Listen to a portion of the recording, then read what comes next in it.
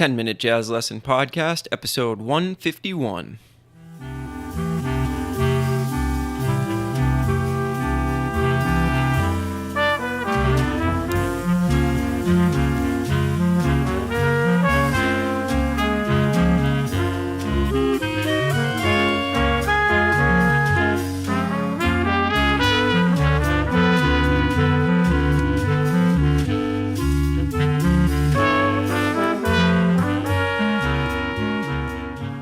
Hey everyone, welcome back into another episode of the 10-Minute Jazz Lesson Podcast. My name is Nick Manella.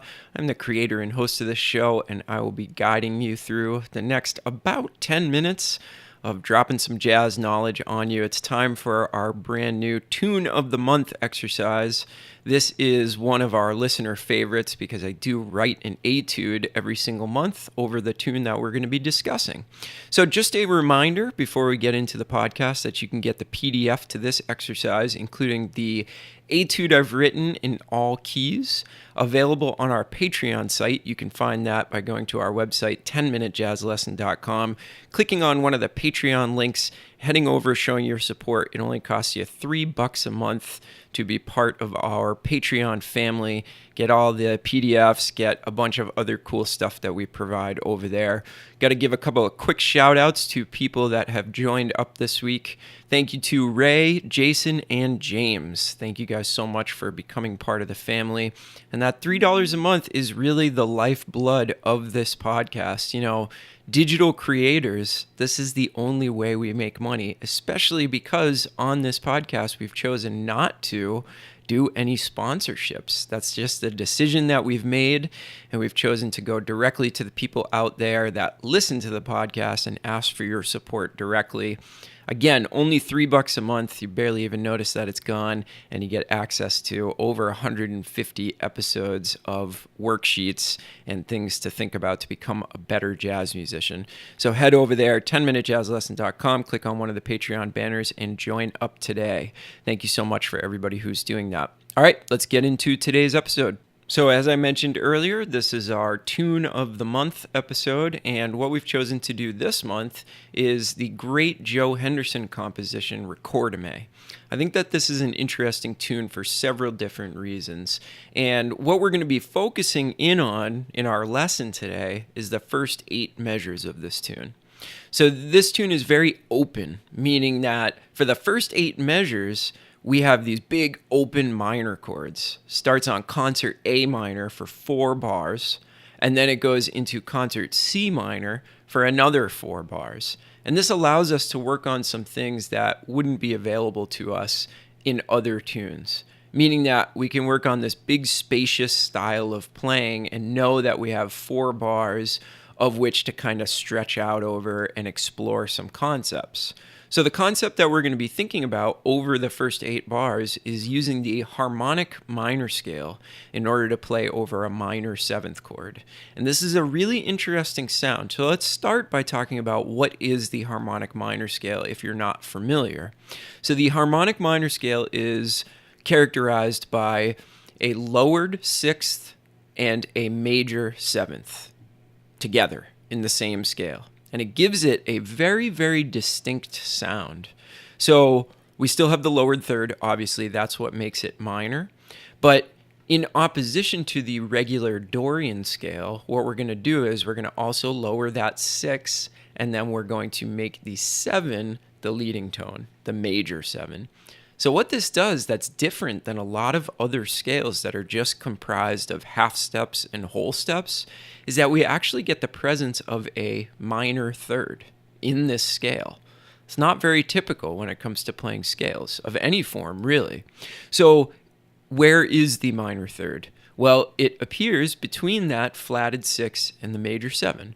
So if we take concert A minor, for example, and we go up the minor scale, we have A, B, C natural, D, E, and now we lower the 6 so we get an F natural, and then that jumps to a G sharp, which is the leading tone in the key of A. So between F natural and G sharp, we have that presence of a minor 3rd. So let me play the scale for you, and I want you to pay particular attention to the 6th moving to the 7th. I'm going to do this in concert A minor. Check it out.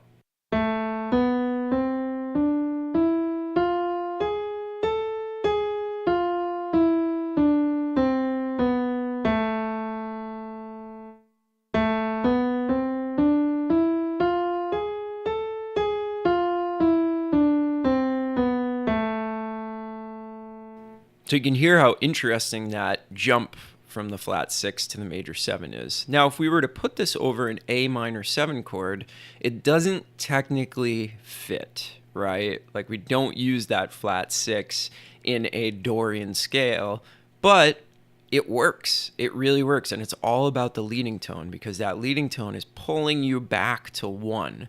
So now what I'm going to do is I'm going to play the same scale, but I'm going to voice an A minor 7 chord underneath it, so you can hear that even though technically we shouldn't be using that flat 6 or that major 7, it works. Check out what this sounds like.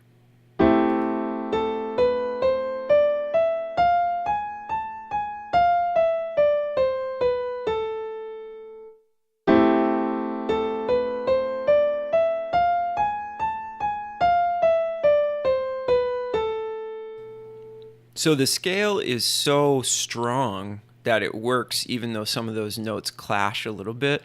And the thing about this is, if you're playing with any good rhythm section, if they hear you start using the harmonic minor scale, they're going to kind of join in with that sound. I mean, most rhythm sections that I play with will do that. If they can hear it and they know what you're doing, they're going to start joining you on that, and it's all going to work out anyways. So don't be afraid to use this scale, even though, technically we're not supposed to over a minor 7th chord. So what I've done is I've given you 2 harmonic minor ideas, and I've written those in both of those minor keys that Recorda starts with. So this will just give you a little bit of material to work off of and actually start hearing how to construct an idea using harmonic minor. So there are two measure ideas, and I've given them to you in both keys, as I mentioned. So let's check out idea number 1 on your PDF this week.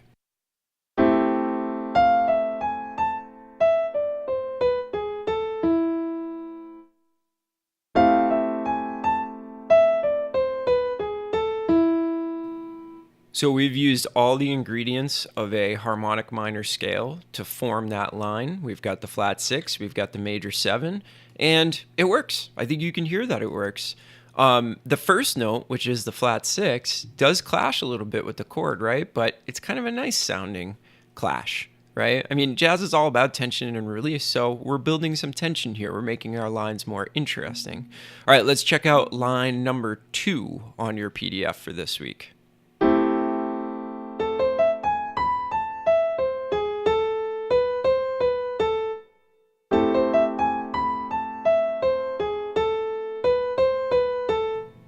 So you can hear that one has a little bit more rhythmic interest to it with the presence of that triplet. And again, all the elements are there. So we are conveying a harmonic minor sound. That one is mostly conveyed by the leading tone in that particular one. So these 2 lines, you can plug and play them just to kind of get that harmonic minor sound in your ears over the first 8 bars of this tune. Or you can even start to write your own using these 2 as a model. And that's really what I suggest that you do. I always suggest that you use my stuff as a model and then come up with your own stuff, because it's going to be more personal to you and it's going to sound like you. Instead of coming from my brain, it comes from yours. And that is the great tradition of jazz learning. We take stuff from other people and then we adapt it to our own sound. So I suggest that you do that. Now, we haven't even touched the second half of this tune, which is also an amazing exercise in a bunch of short 2-5-1s. But that's going to be for another episode because we just don't have time to do it this week.